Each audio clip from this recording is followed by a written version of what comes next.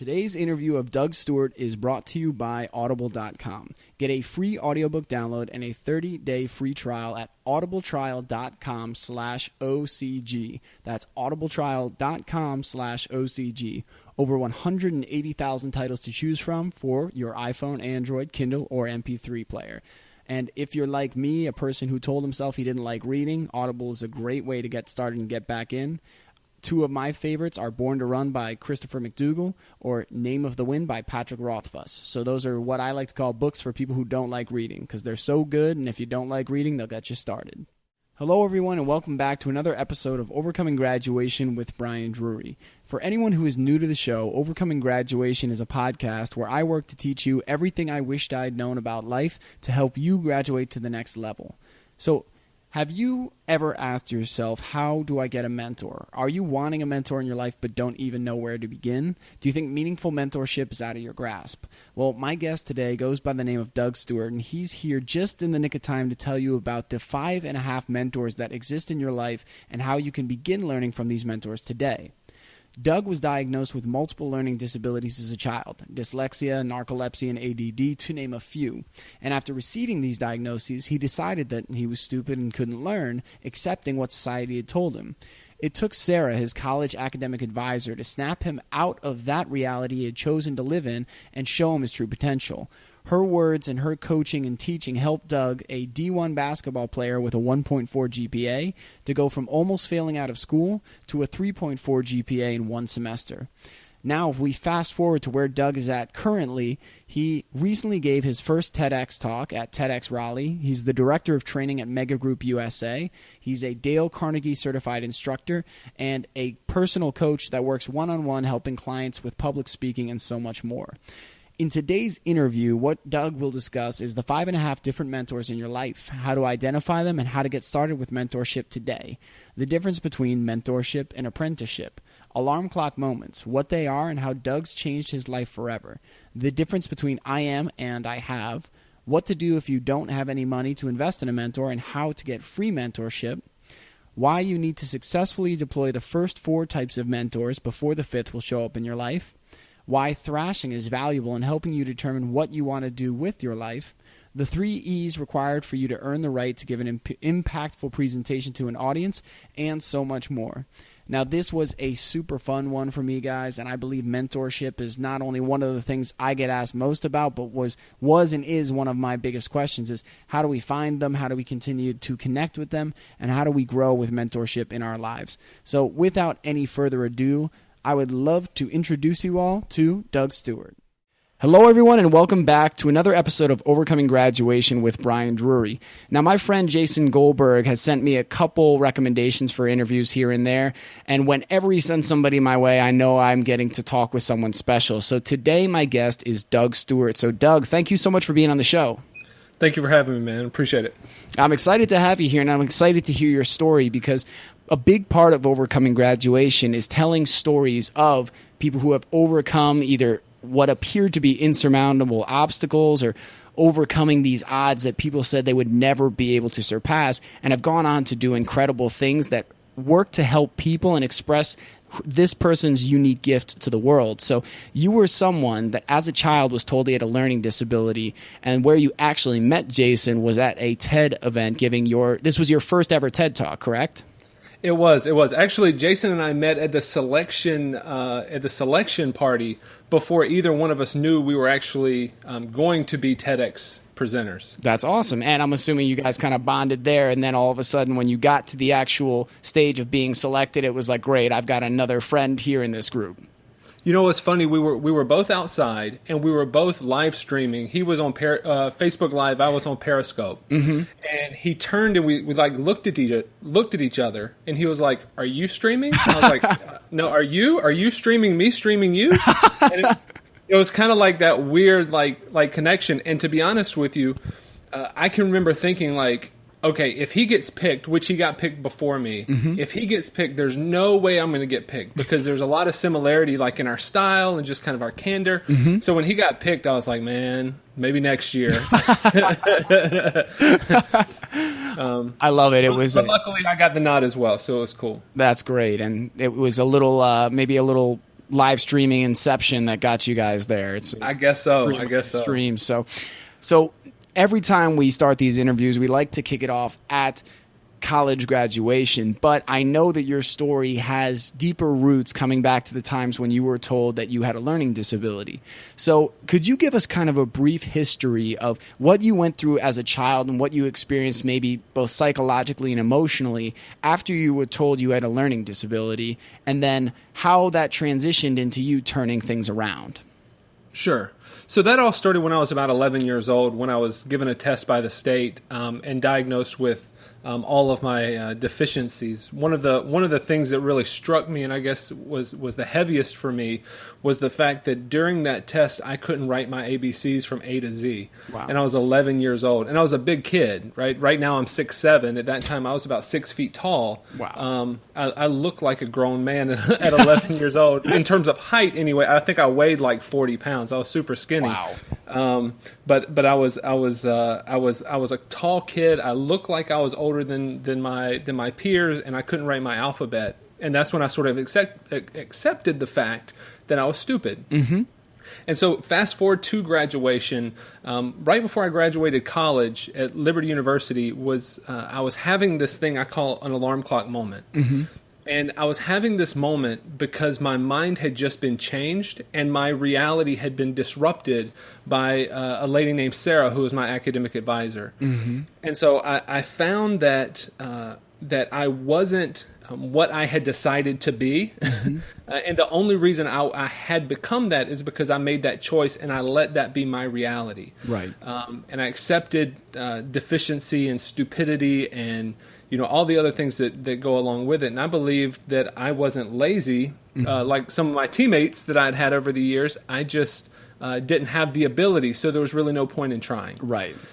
And so Sarah came into my life, and basically what she told me is that I was a victim. Mm-hmm. And I was so happy to hear that, because no teacher had ever told me, like had sympathy for me being a victim. And I didn't pick any of these, I didn't pick dyslexia or narcolepsy or like ADD or like any of these other things that I had in this notebook, mm-hmm. Notebook of deficiencies. I didn't pick those. So yeah, of course I was a victim. But what she said next sort of fundamentally changed my life, which is you are a victim. You're a victim of your own thinking. And she had me come back to her class every single day from that day forward. And she did something a little different. I found that Sarah's anger wasn't because I had skipped class or gotten a bad grade or procrastinated or some of the other things that other teachers had been angry with me before. Mm-hmm. Sarah was really upset at me because of the way I thought about myself. And she was just determined to change that thing. And so what she did is she read me my homework, and she asked me to draw pictures as she read, and she gave me a stack of colored construction paper mm-hmm. and a box of Crazy 8 crayons. So, Brian, I'm 6'7", 230 pound, Division I college athlete coloring, right? And if you talk about, they talk about like when you go to boot camp, right? In the military, that they take you down to nothing and then they build you back up. Right. And that's sort of the experience I had, because over the next couple of weeks, I started to sort of retain and be able to kind of recall some of that information that Sarah had read to me. And I started to think about the way I learned in a different way. Mm-hmm. And by the way, at that point, I had a 1.4 GPA.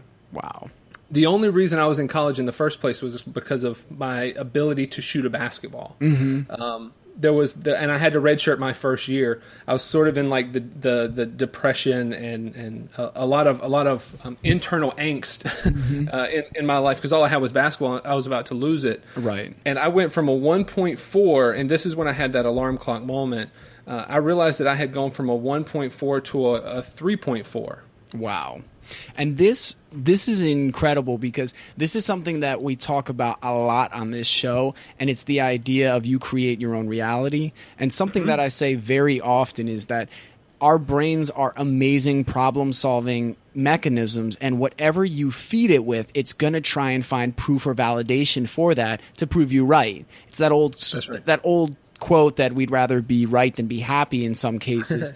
And if we say, I'm a loser, I'm a fat person, I'm a person who's unhealthy, our body and mind are going to work together to prove us right. If we say there's no good people in the world to date anymore, we're going to not only look for ways to validate and see, look at the divorce rate and look at this, but we're also going to try and pair up with people that we think will validate that belief in us. So I'm sure during this time, it was your habits, your behaviors were around, well, that word impossible, it's not possible, so why bother even trying? So you start surrounding yourself with people that will help you live in that reality. And it took Sarah to completely shatter what you believed was your reality and show you that you can create your own reality. That's incredible. That's right. And really what it was is it was the difference between me saying I have this and I am this. Right. Okay. Like today, I still have dyslexia. It hasn't changed. But it's not something that I am. Right. Right. I have two arms. I'm not arms. I'm something else. Right. And if God forbid I ever had cancer, I wouldn't be cancer. Yep. Cancer, I would have it, and it would be something I could fight against. And that's the way I think about weakness and deficiency, because we all have weaknesses, right? Of course. Yeah, my friend Sean Stevenson, he always says he has osteogenesis imperfecta, and it's considered a severe disability. But he's gone on to be a world-renowned speaker, to speak next to the Dalai Lama and Richard Branson, and he says, I have a disability. He goes, I am not disabled. He goes, that word does not define me. So exactly in that same vein that you're talking about, the things that we have that we're born with, our situation, that's just a thing that we have. It doesn't define who we are, how we show up, and how we use our unique gifts to show up in the world. That's exactly right. And I think another thing that's important to note here is the fact that we can't, as individuals, judge ourselves by a standard that someone else has set for us. Yes, right. absolutely. My absolute favorite quote, and it's one that I keep up on my desk 100% of the time, is an Einstein quote. And what it says is, if you judge a fish by its ability to climb a tree, it'll live its whole life believing it's stupid. Yep. I love that one. Absolutely love that one. So this one in particular, I think, is so critical. And I loved how Sarah recognized a different way of reaching you and showing you that you had an ability to not only learn, but to really grab a strong hold on this information, and to the point where you could massively improve your GPA. So for everyone listening, consider that if there's something you really want to learn, and maybe it was something you tried to learn in school. So many people say this about language. They say, I tried learning Spanish and it didn't work. I would say if it's something that is important to you, in my experience, what I went through, staying and learning it and then teaching myself Portuguese in the future with a different methodology that I identified that worked better for me, was engaging and exciting. So rather than give up on your goals and dreams and say that it's impossible, allow yourself to explore different avenues and different methods that demonstrate what kind of learner you are, and then you can apply that to how you're actually going to go about learning this new thing. So, Doug, you have this just pivotal, life-changing moment. And actually, my girlfriend's name is Sarah, so it sounds like Sarahs are good people in this world. You know what? I did my homework. My Sarah has the same last name as your Sarah. No. It does, because when I first looked you up, it was like married to, and I was like, wait a second. Dating. We're not married. We've been dating a couple months. But I'm sorry, in relationship with. When you're married like me, you just assume everyone else. Well, I can't think of... So my mom was very religious, and she said there were no coincidences in the world, and she said that God's in everything, and she called it a God incidence. So to me, that's mom just sending down a God incidence, because I don't even know what the odds are of that. But building on that, so you have this pivotal, amazing...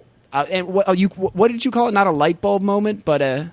Alarm clock moment. Alarm clock moment. So you have this alarm clock moment that triggers you, shifts everything, and now you've gotten to the point where you're graduating, you're about to get a diploma in your hand with a 3.4 GPA, your world is reframed. And can you tell us about what were your feelings coming out of college when you were about to take your first steps into the real world? Sure. So let me qualify it just a little bit. So that 3.4 was only for one semester. Okay.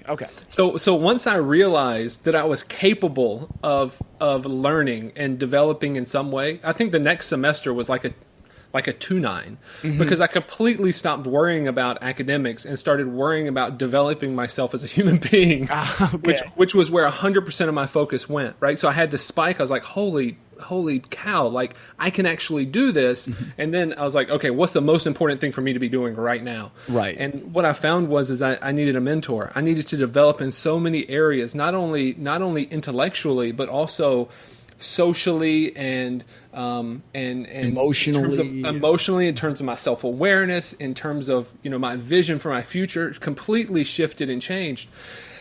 And so I was having a hard time with mentorship, right? Because I was like, I need a mentor. But the problem is I need like 6 dozen mentors. and I don't have time, resources, or the ability to get as many as I really need right now. And we're at like 2006 at this point. And, the world's moving pretty fast. Like Facebook, Twitter, all pretty new. Our world's shifting really quickly. And I knew that I needed to do something. I needed to do something fast. And so I started to sort of do this research on the idea of mentorship. And what I found was, in my belief, most of the time when we think about mentorship, what we're really thinking about is apprenticeship. Okay. We're not really thinking about mentorship. So what apprenticeship looks like is I come to you and say, hey, you know how to do this particular thing. I want to learn how to do that, or be at your level of whatever, income or skill or whatever.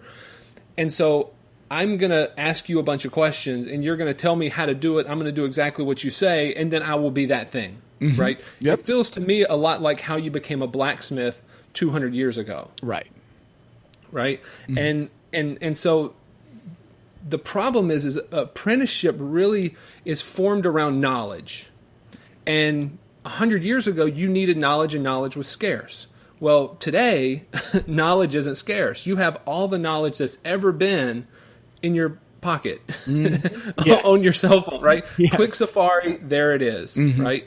And so I found that, okay, I don't need knowledge. What I need is context. Yep. I need to learn how to do things, not what things are. Right. And so I found this quote by Emerson that really changed the way I thought about this. And to paraphrase what he said that in my walks, every man I meet is in some way superior, and in that I learn from him. And so I started thinking, well, maybe I don't need the traditional model of mentorship. Maybe there's a way for me to develop in a more holistic and quick way. And so I really started to look at everything and everyone as a mentor. Wow. Okay, great. And this is something that I think is hugely critical, because I think we all experience this at some point in our lives, but we'll have the tendency to look at certain people and say, well, they don't have value to provide me. This person, I can't, what could I learn from this person? You look at someone who, you could do it for someone who's homeless. You could do it for someone who is in a lower grade in school than you. It could be any number of places. But we make the assumption that, well, I've learned everything I could from this person, from this city, from this area. The second you do that, you start closing the door to massive opportunities to completely change how you see the world and how you view people.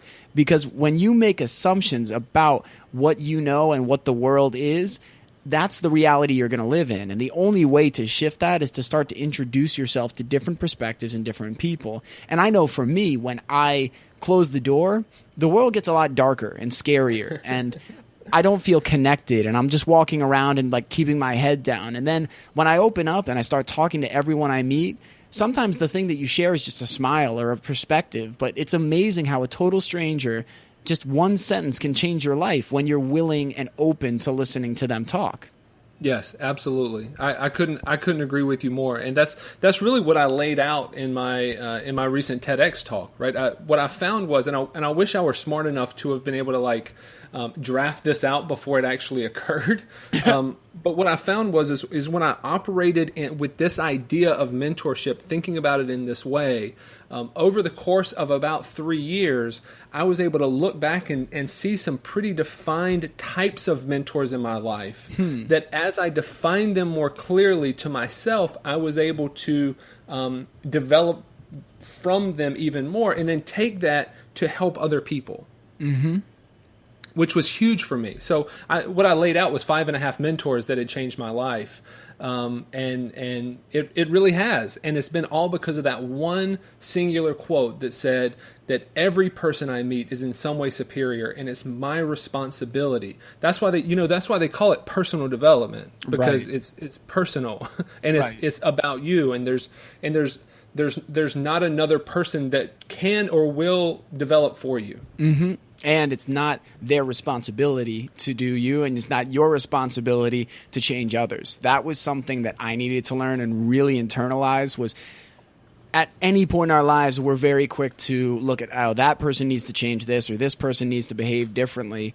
And when I started really diving into personal development and actually doing the work, not just reading the concepts and being like, oh, I get it.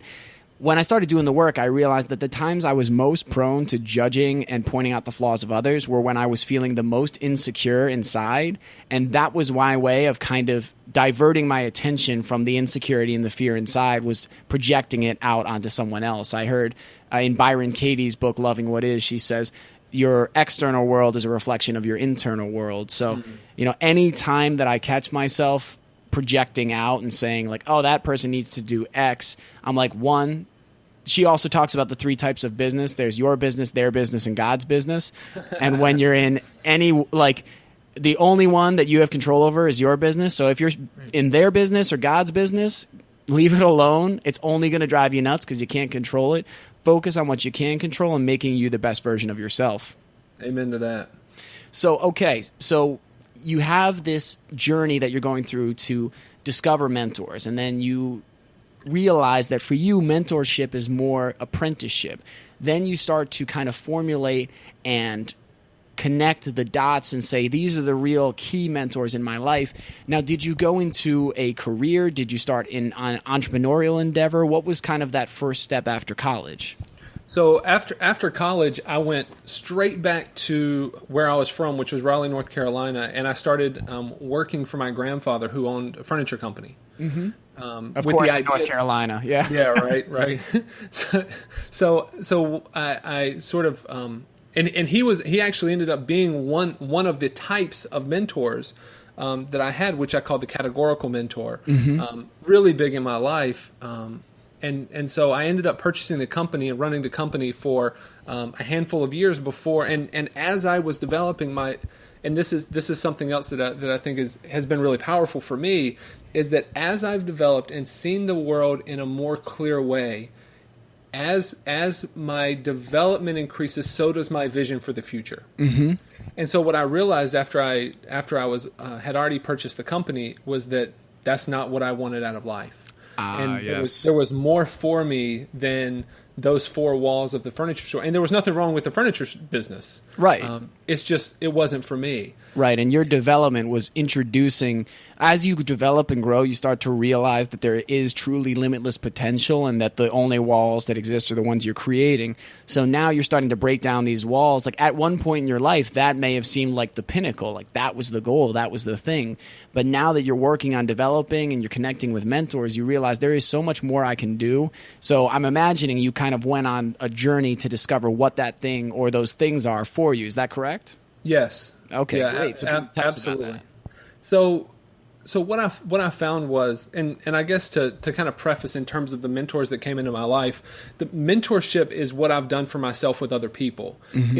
It's not who other people have been. I believe that the best thing you can do if you want a mentor is to learn how to be mentored by the people who are already in your life. Great. I love that, because that is one of the biggest questions that my audience will come up with and that was one of my biggest questions starting out before I connected with my mentors was, where do I even begin? Where do I get started? And without knowing what you had just said, I started connecting with people at my day job and others around me, and that fueled me to get into connecting with the bigger mentors in my life. So I love that point. Yes. And I'll say something else, that this is something Jason ends up saying to me all the time. It's like, hold on, let's zoom out from this for a second. So in zooming out from that idea, the other thing to really consider here is, yes, mentorship is something that you do for yourself, but the only way for you to get those big mentors that you want is for you to do the other stuff first, right? And so, like, here's a perfect example. I was with my grandfather for 60 to 70 hours a week in the furniture store, 6 days a week from the time I could wake up to the time I just had to go to sleep, right? Wow. And what I ended up calling him was my categorical mentor, one of my categorical mentors. And I called him a categorical mentor because he had so many things that I wanted to learn and glean from, like work ethic, business acumen, toughness, grit, right? He had all those things, but there were also things he had that I didn't want. Okay. Things like the fact that he worked so hard and misused his body because of the level of hard work he gave his business. He had his first heart attack when he was 50 and had a triple bypass surgery and then struggled with diabetes from that time to the time he was 78 years old, dying from congestive heart failure. Wow. And I stood by his bed.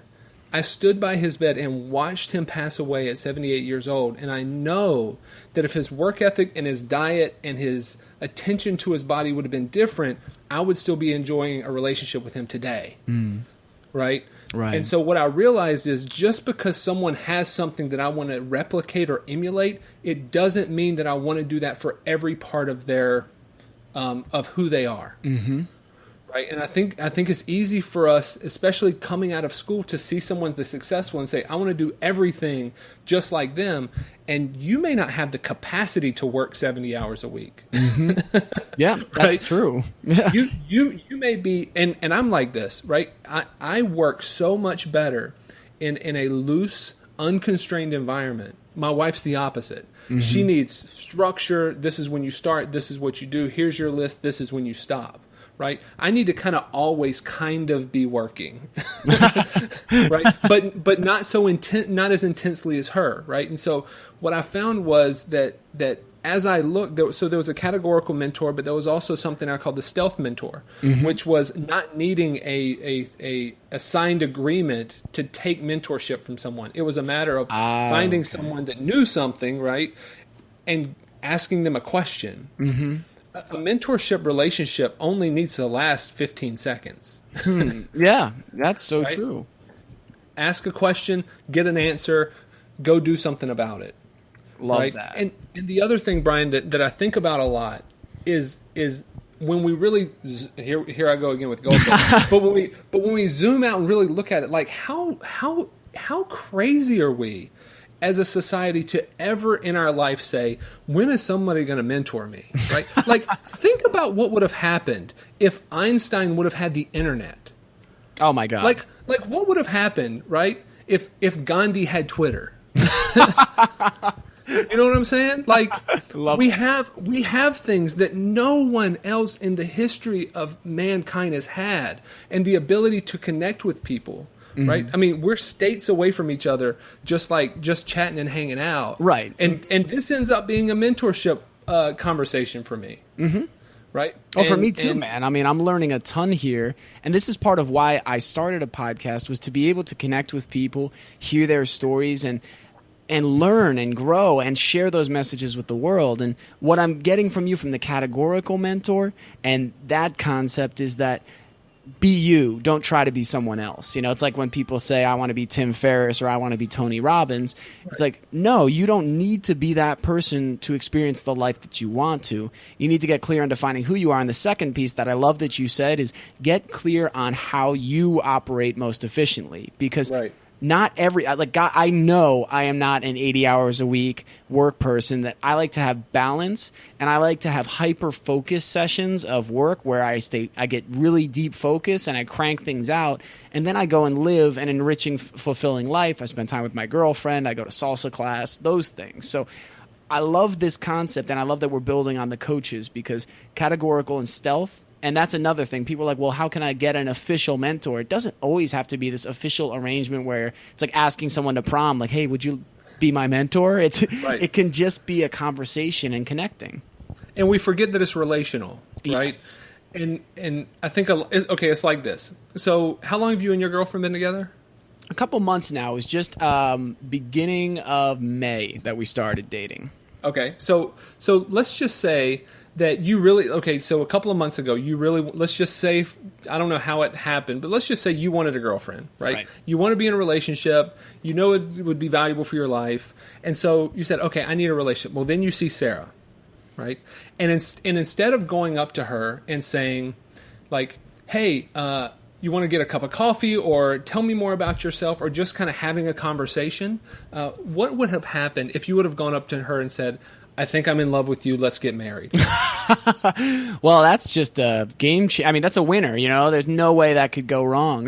Right. And so there in no universe would you have ever have done that. Right. No one with any sense would ever do that, right? Mm-hmm. But that's what we do with mentors all the time. We tweet out, or we email, or we try to call, or we walk into someone's office that we have no relationship with and ask them to be deeply invested in our lives as a mentor. Mm-hmm. And we haven't earned the right to get their mentorship because we haven't done our work first. Yep. I mean, like you said, it's relational. And this is what I tell my coaching clients, what I tell people on the show so frequently is this is what my coaches and mentors have said to me is provide value first, but also remember that these people are human just like you. Mm-hmm. And the more you build a relationship, the more you're connecting with them, the more you're not just one of probably thousands of other people asking for something from them. When you come to them just showing that, hey, I appreciate your content, I'm consuming it, I'm buying, I'm applying the lessons I'm learning from you, and here's what I'm learning, then you're demonstrating that you've invested in them. And in the same way, you're creating fun. You're creating an exciting relationship that can grow. Whereas, like Doug had said, if you go on your first date and just say, hey, I think you're good, we should get married, then the girl's like just running for the hills. But if you go, hey, I'd like to get to know you, I'd like to build a relationship, that's creating value for her or for him. It's something where you're on an even playing field versus just saying, hey, I'd like you to give me things and give me love and give me affection and give me attention. So I love that point, man. If you could continue to expand on it, I feel like you had a more to say there. So can you talk more about that concept of you haven't earned the right to just dive into this mentorship? So how do people earn the right to get that mentor? Okay, so we talked about those first two, right? The categorical, the stealth. Mm-hmm. The next one was called the time machine mentor. Mm-hmm. So the time machine mentor are people in our past, right? Some of them we have known, some of them we haven't, right? So now my grandfather was a categorical mentor when he was alive, and now he's sort of a time machine mentor. Because I can't have coffee with him, but I can look back on the legacy that he left, and I believe for the people who aren't here with us anymore, that there's really two ways to honor people that aren't here with us anymore. One way is to learn from the things that they tried to teach us. The second way is to learn from things that they could not teach us. Right? Based on the way they lived, right? So my grandfather never said to me, you probably shouldn't work so hard. You should probably have more balance. But I can look at his life, and that's what his life tells me. Oh, okay. I got it now. You see where I'm at? Makes sense, yeah. Okay, so that's for people we've known. Time machine mentors can also be people we don't, right? So we have access to people like Gandhi and Dale Carnegie and Jesus and MLK and Lincoln, right? And all of these people that have come before us that we have volumes and volumes and volumes of their ideas and their thoughts that we're able to use as a roadmap. Right? Mm-hmm. Dude, if you have YouTube, you don't need a mentor. Yep.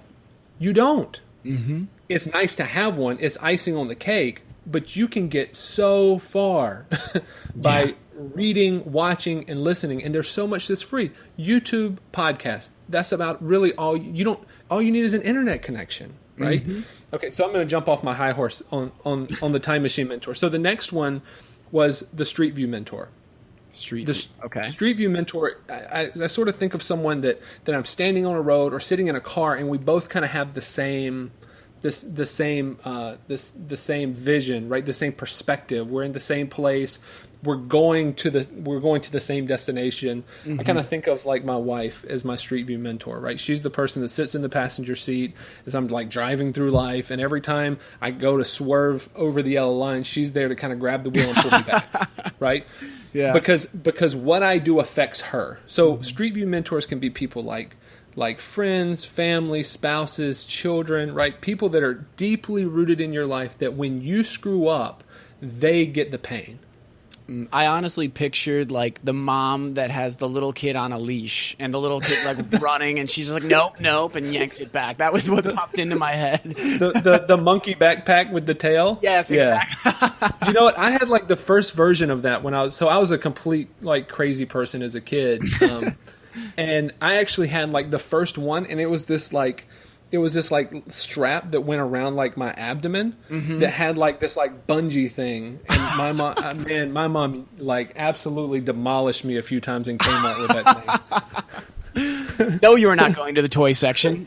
Right. It was like it's like Mortal Kombat, like Scorpion. Like the get over here, yeah, Scorpion, get over here. Right. So here's what I found, Brian. So we've talked about categorical mentor, stealth mentor, time machine mentor, street view mentor. What I found was when I deployed them over a period of time, the last and most important mentor always came into my life. And that's the worldview mentor. Okay. So the worldview mentor is what our normal definition is, right? Like that's maybe similar to your relationship with Sean Stevenson, right? Where he sits way above your perspective, and he can be like he's a spiritual gangster anyway. So I won't say like a Yoda, but he's your spiritual gangster, right? Where he can look way over the perspective you already have and say like, all right, bro, like if this is your vision, what you're doing right now isn't getting you closer to it. Maybe you should try this, right? Someone that can really speak really powerfully in your life. I never got that type of mentor until I was deploying the others first. Okay, that makes a lot of sense. So the worldview mentor is not only the one who can see beyond, but it's also, from what it sounds like to me, it is the person who knows you so deeply and intimately. They can kind of see past your fear and your doubts and your insecurities, and they can see to the core of you and know what you're working towards and provide the advice to guide you on that path. Is that correct? Yes. Okay, yes. Yeah. And Sean in some of his presentations says he's a mental ninja. And guys, I'm telling you, when you get to interact with these worldview mentors, they will literally ninja your brain, which that's his phrase. And you'll think you know exactly. You're like, yeah, I'm going to do this, and this is how I'm going to do it. And they go, well, are you sure? And they'll say one sentence, and you'll feel like you're just like, wait, nothing makes sense anymore. Like right. This amazing capacity. So you had deployed all four of these other ones. You had engaged with all four of these other mentors, and then you were able to connect with Worldview. And can you tell us about what that experience was like when you first started really working with Worldview mentors? Yep. So I'll tell you exactly the first and most important one, and still today is the most important mentor I have. His name's Tom. And so I was on fire deploying these other mentors. And let's be real, these other mentors aren't people, they're a choice that you make. Yep. Just other people are involved, right? And all of these other mentors are free. And most of them are already in your life, and you don't have to do anything different to deploy those mentors today, right? So I got an opportunity to take this class, a Dale Carnegie course, and in the process, I met this guy named Tom, who sort of ran the Dale Carnegie franchise in my part of sort of Raleigh-Durham, kind of the triangle here in North Carolina. Yep. And we met, and the only reason that he gave me any time was because I was so on fire deploying these other mentors, and I was hungry. And that's why I call it an alarm clock moment. Yeah. Because an alarm clock moment is, and we've all had this, and I think most people can relate to this. It's like when you sleep in, your alarm clock doesn't go off, and you kind of open your eyes a little bit, and you realize you've slept like an extra half hour, yes. and you're gonna be late, and you've got something really important to be at, and you get like that rush of adrenaline and that like deep anxiety, and like you jump up and just start running around and doing everything you can to make up for lost time. Mm-hmm. That's literally what I felt like for the last like 13 years. Oh, wow. Because I'm so hungry. Doug? So that's a good, numbers are hard. I think I'm going to be 33 this year. Okay. So I was born in 1983, and my my birthday's in December, so I believe I'll be 33. Okay, great. So I met Tom, and it was like what we talked about with you and Sarah. It started out as a conversation and me just saying like, hey, I'm really interested in the work you do. Can I buy you lunch? And just ask you questions. And it just so happened that he said, well, have you ever thought about maybe coming back to the class and being a graduate assistant for this Dale Carnegie class? And I said, well, how much does it cost? And he said, it's free. And then he was really in trouble because I came back that following Monday. And then, so this is an 8-week course, right? This is an 8-week course. And I did it literally 9 consecutive times, the same class. Wow. Because there was so much, and there was so much to be had out of that. I mean, if I would only get an opportunity to ask him 2 questions, I was willing to sit in a class that I've already been to 8 times to get him for 10 minutes after class. Because there was that much value. And so now, over the past 3 years, we've developed a more like father-son relationship where we talk. If we miss a day of talking on the phone, it's odd. Right? And so now he's as invested in me as I am in him, because there's a return on investment that he gets. It's not monetary, right? And not every return on investment is monetary. Right. I mean, just so now we're invested in each other. Right. And having a coaching, like every coach's dream in sports, in like life coaches, in any areas, to have an avid student who's going to listen, be engaged, and apply the lessons, come back, tell you how things went, ask for feedback. That is a coach's dream. So for him, not only did you provide value in coming back, assisting with the classes, but showing up. And it's one of those things where actions are so much more powerful than words. When you are showing up, you're being there, you're present. He knows that you're serious. You don't have to say a word because you're showing up every single time.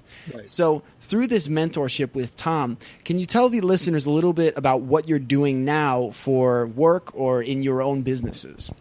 Sure. So a lot. Like I said, I really enjoy working a lot at a different pace than what I was taught as a child. And so I really sort of have 3 primary areas that I work. One of those is I work as a director of training for a company called Mega Group USA, MEGA, like Mega Man, Mega Group USA. And so what they do is they're they basically help retailers, business owners in the furniture, appliance, and bedding industries. Okay. And so I do a lot of business training sort of with those guys, and have a ton of fun, but that's very specific to those 3 industries. I also work with Dale Carnegie Training. I'm a certified instructor. I hold a public class here in Raleigh it reoccurs about every 2 months, and also have customers primarily in kind of the Raleigh market for that part of my business, and then I do one-on-one coaching and public speaking as me, just kind of Doug Stewart, which is also a lot of fun. Yeah, and so this is something that I notice with a lot of high energy, ambitious people is what I hear a lot from young adults, and what I remember experiencing coming out of school was, how am I going to pick the one thing that I want to spend the rest of my life doing? What we don't realize at graduation is, one, no one has that figured out. The people who are very successful, that I used to think they had that figured out since they were 3 and they've been working on it their whole lives. Everyone I know, everyone I talk to, they have this crazy circuitous route, and then they find something that kind of works. And some people will go for it for money. Others will go for it for fulfillment. Some will find a way to do both and decide to ask themselves better questions to get that result. So it's something where it really is fascinating how we can incorporate all of our different interests and all of the unique things that make us special into our lives if we're willing to think a little bit differently. So can you tell the listeners a little bit about what it was like to have that first experience speaking at TED? Because anyone who, even people who aren't entrepreneurial, that's one of the pinnacles of speaking. So to have that opportunity to create that opportunity for yourself is something incredible. But could you tell them a little bit about what it felt like and what the experience was being a speaker at TED? Yeah, sure. So there's a Chinese proverb that says the journey is greater than the end. And I believe that was really true with my TEDx experience. What I experienced leading up to it, the 3 years of fighting to get myself in a position where I could deliver a coherent talk in front of a group of people. The thrashing, and by the way, after I left the furniture business back in 2011, which wasn't a great time to sort of be in business in the first place. So that was October of 2011. I left the furniture business. In that same 30-day period, my wife quit her job to stay home with our daughter, and we closed our business. 65% of our income was gone. Wow. Overnight, and we added a baby. Right. And they're not expensive at all, right? Like they just kind of diaper here or there and like some crackers, and you just throw it out. Right. And so what I had to decide whether I was going to settle or whether I was going to do the work. Right. And so what I found was the only way that I was going to be able to accomplish what I wanted to was to get comfortable being terrified. Yep. And be okay not knowing, and also not knowing exactly what it's going to look like, just knowing what the next step may be. And there's also a lot of value in my journey anyway with thrashing, right? So like I didn't know that I wanted to be a writer or a speaker or like a blogger. Like I didn't know I wanted to be any of those things. I just knew that I wanted to have an impact on other people. And through my strengths, and another thing I did that was really valuable, I took the StrengthsFinder 2.0 assessment. Okay. And really studied what are my strengths? What are the things that I do on the weekend, right? Like when I'm all alone, what is like that thing that I'd say, I want to go do that. And what it was for me was personal development. And I found that on this journey, if I could turn around and share it, then it became a way for me to make money. Yep. And so, just thrashing around, and I've had multiple blogs, I've had multiple styles, I've tried podcasting, I've tried this, I've tried that. And it all sort of accumulated onto this TEDx thing. And the truth was I didn't know, I didn't think that I was really qualified. I didn't know that I would get picked. I didn't know really how it would go. But what I leaned on was this idea that I learned in the Dale Carnegie course, which are the 3 E's. You can tell the story, and if you can say yes to these 3 E's, which is, are you eager, are you excited, and have you earned the right either through study or experience. And so the talk that I gave was the experience I had. I didn't have to remember anything when I was on stage because I was there. Right. I was there for all of it. And so it wasn't hard to remember.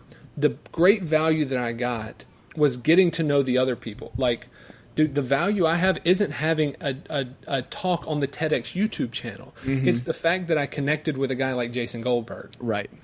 It's the fact that I connected with the people that organized and put together, and that's where like the value for me has been. And what you said there is a huge point. Is that someone said the same message as my friend Sheila said this to me, just framing it slightly differently. She's like, you either learn from study or the school of hard knocks. Like you said, it's experience. So for everyone listening, we have this tendency to say, I don't have a degree, I don't have a certification, what value do I have to offer? You have your experience, you have your life, you have the things that you struggled through, that you've overcome, that you're working to learn.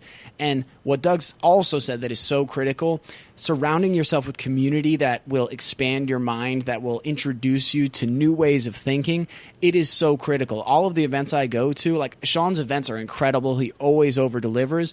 But on top of that, I get to meet world-class, amazing, wonderful people. So you can't put a price on that. Like you said, Doug, as much as that's a great thing for you and your business, the most valuable thing is the connections that you've made. And I want all the listeners to really think about that life is about connecting and life is about building relationships. That's what it all comes down to for me, and that's what I believe it's about. So So, Doug, a question that this is a personal interest of mine, but I know many of the listeners are curious as well. How did you get started speaking? So you said you had like 3.5 years where you were working to develop and build up to this point where you could deliver this TED Talk, even though it wasn't because you'd studied this for years. It's because you had worked and struggled and thrashed through to get to this point. What's a great way for people to get started public speaking? The first thing that I did is I downloaded an app that I'm sure you're familiar with, Evernote. Yep. Mm-hmm. And in Evernote, when you open a note, there's their capability to record an audio note. Mm-hmm. That was my first audience. Wow. Okay, great. The other thing that I did is I positioned myself in a job that allowed me to do some of that. Mm-hmm. So in 2011, when I left the furniture business, I started working for a company called Tempur-Pedic, the mattress company. Yep. Mm-hmm.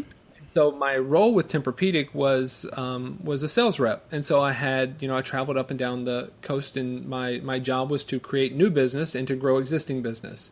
And so I found that when I scheduled trainings, that was a audience that probably didn't want to be there, right? They were there. They had to come in early. They were voluntold to be there, and I had this great, crazy good opportunity to take a group that's actively disengaged with anything that's going on in their world in that moment, and turn them. Mm-hmm.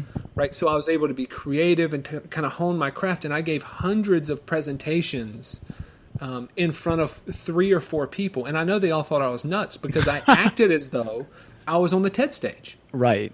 Right. The presentation I gave at Tedx Raleigh is no different than any of in terms of my enthusiasm is no different than the conversation I'm having with you right now, or mm-hmm. the presentation I was given 3 guys in a mattress store that didn't want me there in the first place. Right. Right. It's no different. And that is coming into a TED conference is one thing because people are there to learn. They're excited about the messages and the stories. They've chosen to come. But when you have a captive audience that doesn't want to be there and you're able to turn them around so they're not only listening, but then they're engaged and then they're actually interested in what you have to say, that's a gift, and that is a challenging piece. So if you had 1 or 2 recommendations to give to the listeners about how to deliver an effective speech, and then after we hit this one, we'll have our 2 closing questions. This hour's flown by, man. This is went way too fast. But what are 1 or 2 recommendations you would give the listeners to really enhance and deliver a kick-ass presentation? I think the best recommendation I can give are those 3 E's. Mm-hmm. If you're eager about communicating a particular message to a group, if you're excited to do so, and if you've earned the right either through study or through or through experience, then you have the right to do that. Mm-hmm. The second thing, once you can affirmatively answer those 3 E's, the second thing is to remember that the audience doesn't know what you're going to say. And so no matter what you say, they don't know if you messed up. They don't know if you nailed it, right? And so, I tell people a lot of times, trust yourself more than you trust your notes. Right? And so one thing that I'll do is I'll write bullet points and I'll write my notes, but they never come with me on stage. And I know that if I get on stage in front of a group of people and talk about something I care about in front of human beings that I care about, which if they're human beings, I care about them, mm-hmm. Then I'm going to be able to deliver something that I can go to bed proud of. Right. The other thing to do, and I did this for years, and I still do this as a matter of fact, and an example of this is on my website actually, is every talk that I've given, every training, every time I've talked to more than 2 people at a time, I've recorded it. And I go back and listen to it. Not to beat myself up, but to find opportunities to strengthen places that I can be stronger. Wow. That's fantastic. And it's interesting because that's been this process for me, because I re-listen to every interview to edit and write out show notes. So, you start to become very aware of your verbal tics, the things that you say over and over, the phrases that you overuse. And it's just that constant work to improve and to balance the things that the phrases you're using, the things that you're saying. So that's wonderful. And the thing you said about they don't know whether you messed up, something Sean Stevenson said at his he's coming up all this whole interview, but he said, I love it. He's a beautiful soul. Oh, dude, he's amazing. But one of the things he said was, guys, he goes, keep this in mind. He goes, if I tell a joke and it doesn't hit, I didn't tell a joke. And we were all like, oh, okay, all right, yeah, because the only way people are going to know is you have that awkward, like, you lean forward like you just told a punchline and you're smiling and no one's smiling and they're like, oh, God, that bombed. Whereas if you just say it and they're like, oh, that's just what he was saying. So Fantastic advice, man. Thank you. Then, I mean, this is stuff as I'm working to get my speaking career started, stuff that I'm loving hearing and really going to work to internalize. So now that we're wrapping up our hour, which went way too fast, man, it's been great getting to know you. We're going to hit our 2 closing questions. So the first question is, because this show is geared towards young adults, people who are just coming out into what, many will call the real world. I don't like that phrase, but everyone knows what it means. I think everything's the real world. But young adults who are entering into the real world for the first time, they have fear, they have uncertainty, they have doubts, they don't think they have any value to bring. What are some of the most valuable things that you think young adults have to offer the world? Perspective. Mm-hmm. There's never been another person like that person in the history of mankind. If you're for your listeners, there's never been another person like each individual person. Each person has something. I think the most important thing for them to consider is their own personal self-awareness, right? Not the economy, not their opportunity, not who's going to teach them or who's going to mentor them. But if they'll sit back and they'll interrogate their own reality, their own biases, their own bad attitudes about things and things that have hurt them, and be willing to look at the world as it really is, and put themselves in a position to just go do interesting work. Mm-hmm. We're at a time where you can actually do that, right? 2 generations ago, like our great grandparents, they didn't have this option. Right. You think any of them, like my grandfather on a tobacco farm, like he never said, I think I'll go do something interesting and feel more fulfilled in my life. Right. He didn't get that. It's our responsibility when we have this and we can actually make a significant impact on the world to go make that impact and to remember that impact doesn't have to look like what society has told us it has to look like, right? Right. Like the example I give is someone at some point, someone that we don't know who they are, they told Billy Graham about Jesus, right? That person has just as much of a hand in what Billy Graham ended up doing, right? With like his ministry and the Crusades and all that stuff. And whether you agree with Billy Graham or not is completely irrelevant. Mm-hmm. The point is that someone sparked that fire. Right. Right? Sarah has just as much, my Sarah, not your Sarah. Sarah has just as much ownership in the lives that I'm touching today as I do. Mm-hmm. And you don't have to be Michael Jordan. It's okay to be Tony Kukoc, right? Or John Paxton, right? It's okay to be you don't have to be a superstar to be a superstar.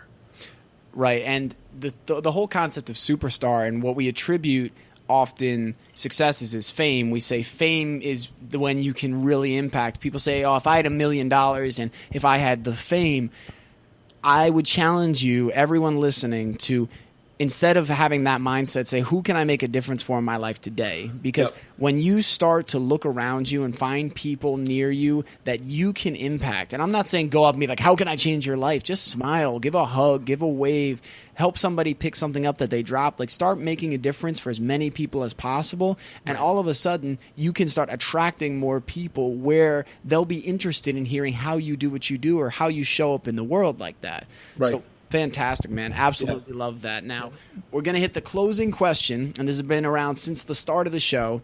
And this is I love hearing people's answers because it's so varied and it's such a personal thing. But because this is overcoming graduation, I like to, and I just recently, being 26, graduated just 4 years ago, and the feelings and the memories are still very vivid. And I found even for people in their 50s, 60s, and 70s, they still remember the thoughts coming out at that point. So if you could go back to that point when you were just about to graduate and give yourself advice, what advice would you give to your younger self, knowing everything you know now? There's only one thing if I would tell myself anything, which I'm struggling a little bit because part of me wants to say absolutely nothing. Mm-hmm. Because one thing we didn't talk about was the 5.5, that last bit of mentor, right? And this falls right into it. So that last mentor is the anti-mentor. The anti-mentor, well, I don't have to tell you, someone popped in your head, right? Mm-hmm. And so I think back to myself at that time, and I know that there were so many painful things I had to go through between right that second and now, like closing a business, having family drama because of closing the business, going from job to job, trying to find. And I think if I were to give myself advice, I could screw up what I've got now. Right. Because I needed to go through so much of that stuff. Mm-hmm. So if I have to answer the question, here's what I would tell myself. I would tell myself to forgive yourself for the weaknesses and double down on your strengths. Awesome. I love that. That's a powerful, powerful one-sentence answer. And so, Doug, thank you so much, man. This has been an absolute pleasure having you on the show and getting to know you. It's been fun, man. Let's do it again.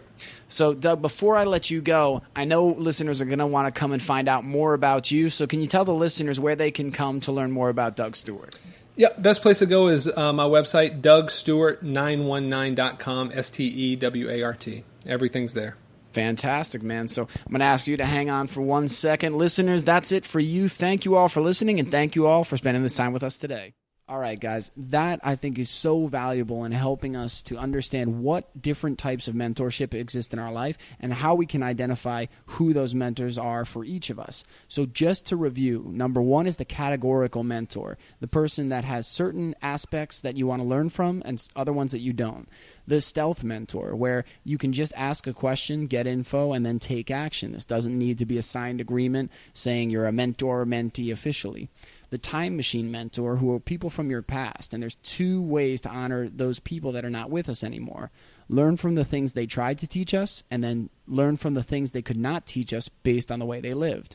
The fourth is the street view mentor, someone that has the vision and perspective that's on the same place and in the same area as you, and you're working towards that same destination. For Doug, it was his wife, or is his wife. She's the one who, when he's drifting off course and going over that yellow line on the road, she can pull him back. The fifth is the worldview mentor, where Doug has seen in his life that when he's successfully deploying to 4 others, the worldview mentor shows up.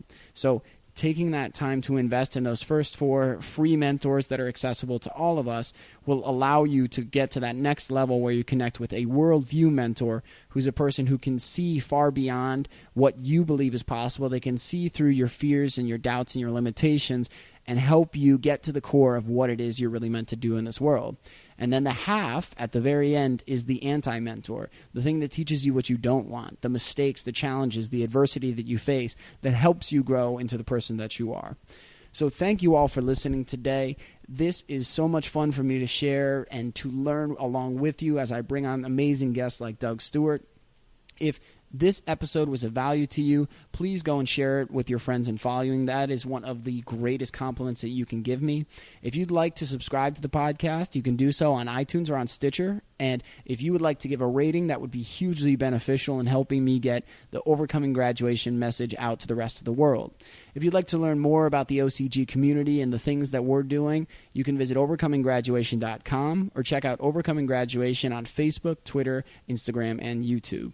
So thank you guys all for listening today. If you are interested in purchasing your copy of the #1 Amazon best-selling book, The First Step, you can visit thefirststepgift.com to access your free book bonuses, including the Rapid Language Learning Starter Kit, the Dream Job / Passion Finder questionnaire, and the Overcoming Graduation interview bundle, which are yours free for entering your name and email. And you can also find the link to search for The First Step on Amazon on that site as well. And every book sold, I donate 10% of the profit to My Team Triumph, the organization that inspired the actual book. So thank you all for listening today. Thank you for being a part of this. And I hope to be connecting with you all again real soon. Real soon. Real soon. Real soon. Real soon. Real soon. Real soon.